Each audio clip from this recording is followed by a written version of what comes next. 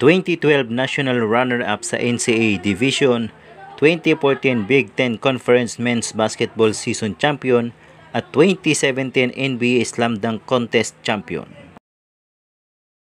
Bilang tugon po sa isa nating subscriber, pag-usapan po natin ngayon ang import ng Magnolia Chicken Templados Hotshots na si Glenn Robinson III.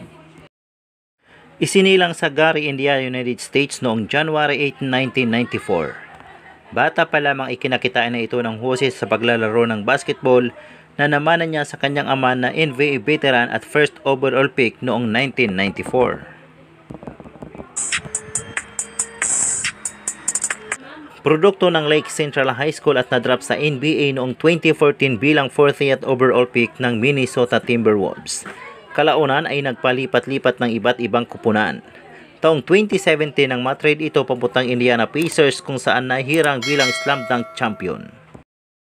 Nakapaglaro ng 9 na season sa NBA at naging free agent noong 2022 at kinuha ng Wisconsin Herd, isang professional basketball sa NBA G-League taong 2023 hanggang 2024. Malaki ang maiaambag nito sa koponan ng Magnolia Chicken Templados Hotshots dahil sa hasil nito na pwedeng maglaro ng shooting guard, shooting forward at power forward position. Katulong ang mga big man ng Magnolia na sina Ian Sanggalang, Rafi Reyes, James Lapot at Calvin Abueva. Makakatulong din ito kung sakaling off-night nga si Paulie dahil scorer din ito at may depensa pa. Pero ang tanong mga kadribol, makuha na kaya ng Magnolia Chicken Templados Hotshots ang kampyonato ngayong Season 49 Governors Cup at magiging fit kaya ito sa sistema ni Coach Tito Victolero?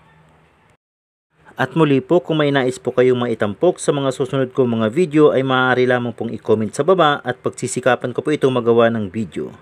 Mangyari lamang po na nakasubscribe kayo sa aking munting channel. Marami pong salamat at hanggang sa muli.